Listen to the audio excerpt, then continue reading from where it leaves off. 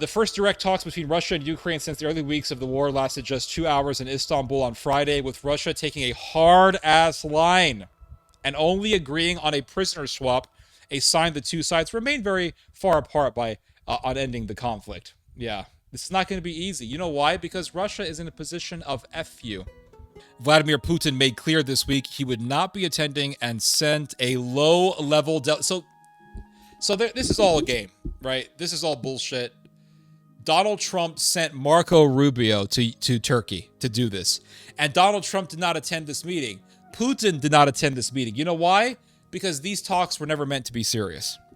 They were never meant to be serious. It was just a way to, I guess, test the waters to see what their demands were. But there's something else that's happening here. Something that's psychological. And my opinion is that they're waiting. What they want is a meeting between Trump and Putin. So they send the low-level delegates to meet up with each other. Then nothing happens.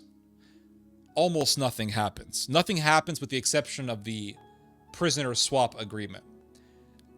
Then, this is my prediction, Trump and Putin are going to have a meeting. Now imagine, right? Imagine if this meeting that we're reading about actually led to a ceasefire or to a peace agreement.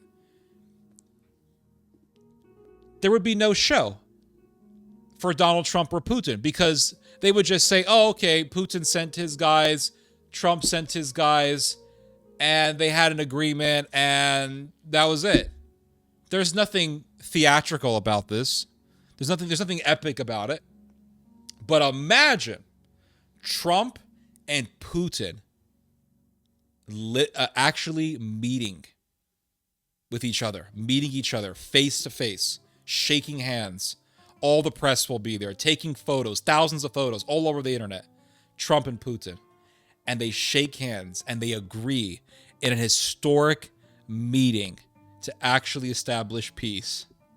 Now that would be a show. And then Trump will be praised as the man of peace. You see, this is what's happening here. This is what's happening. It's all politics is theater. So you send Rubio to Turkey, you send delegates there, nothing happens, it's flat. And then Trump will meet with Putin, and then a real peace agreement will happen. And then Trump will say, I sent Rubio and it didn't work, nothing worked. It only worked when I met Putin, because Putin respects strength. Biden couldn't do this. No, he couldn't. Biden tried. He couldn't. He tried. We'll give him credit. But he couldn't do it. No, he couldn't do it. Only I could do it. I met him. It was a great meeting.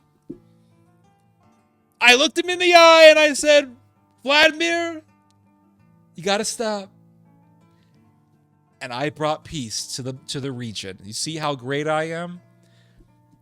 It's all psychological. Trump also undercut the unexpected. Now check this out. Trump also undercut the expectations for the talks he himself had backed.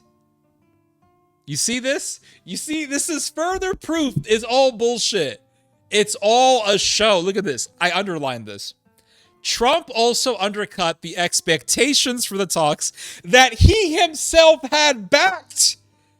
So he himself undermined the meeting that he organized, that he sent Rubio to, because Rubio is just a prop. That dude will never, I don't think Rubio will ever become president. I could be wrong.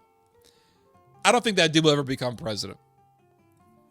Remember when Rubio and Trump were enemies? Now they're friends. Remember when they were rivals and Trump just verbally abused them in the middle of millions of people watching on television during the whole Republican GOP debate? Remember that craziness? Now Rubio is this big guy now, right? And he's changed a lot. I'll give him credit. Rubio has developed a lot over the years. He has. I can't take that away from him. But he sent Rubio to do a meeting that he himself undermined. Now, how did he undermine it? Look at what it says here. He says, this is what Trump said. Look, nothing is going to happen until Putin and I get together. Little Marco. Yeah, I sent little Marco there.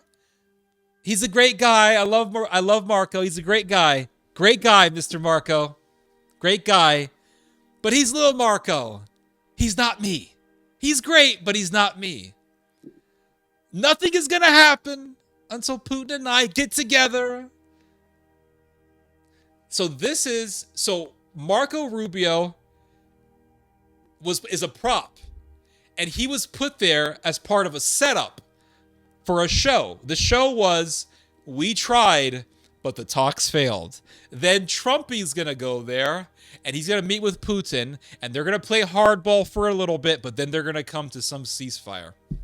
The European Union and Britain have in recent days agreed on new rounds of sanctions. Oh, the UK, Mr. Keir Starmer, what happened to all that bullshit, that bloody bullshit about a coalition of one? Yeah, what happened, mate? What happened to all that stuff? Yeah, what happened, mate?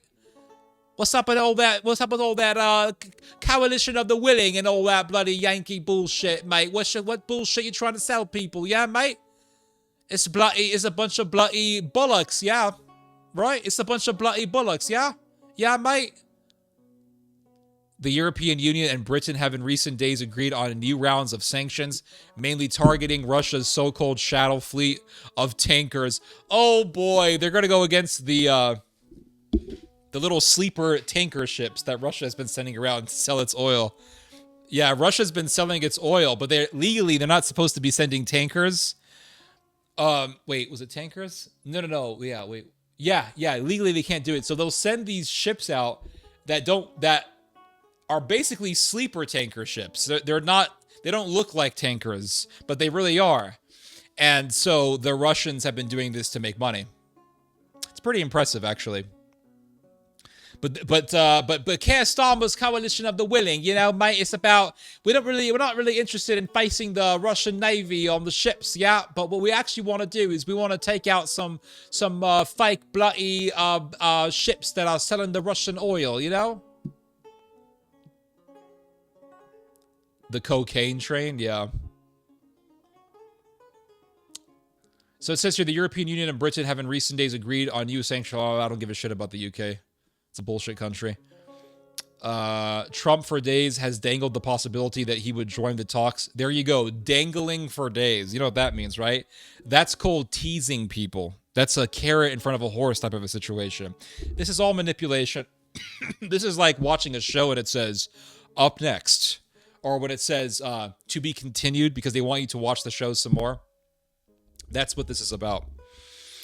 Trump for days has dangled the possibility that he would join the talks in Turkey, something he said he was doing to entice Putin. A bilateral meeting with Trump would vindicate Putin's approach to negotiations, in which he employed multiple stalling tactics and so far has made no meaningful concessions. Oh, he has made no meaningful concessions, but then he's going to meet with Trump, and then something's going to happen, and then Trump's going to say, I did this. I did this. And it looks like Russia wants Trump to be in power because under Trump, they have more leeway. A bilateral meeting with Trump would vindicate Putin's approach to negotiations, in which he employed multiple stalling tactics and so far has made no meaningful concessions, digging in his hardline position that seeks to acquire Ukrainian land and neutralize the country militarily. By contrast, Russian officials and commentators were aggravated by Zelensky's offer to meet directly with Putin and slammed him as a careless manipulator.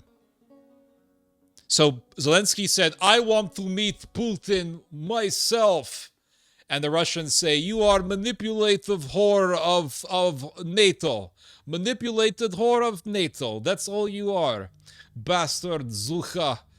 And so so Zelensky said, I want to meet up with Putin. And the Russians smacked that down because they don't want. Imagine if Putin and Zelensky meet up. And then what's going to happen? They're going to make concessions?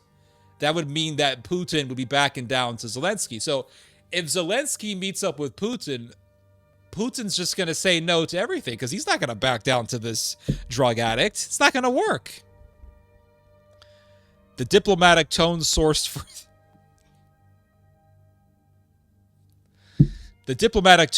further in the lead up to the talks as Zelensky criticized Russia's delegation as unserious. Sham. You're a scammer level. This is sham, not real diplomacy.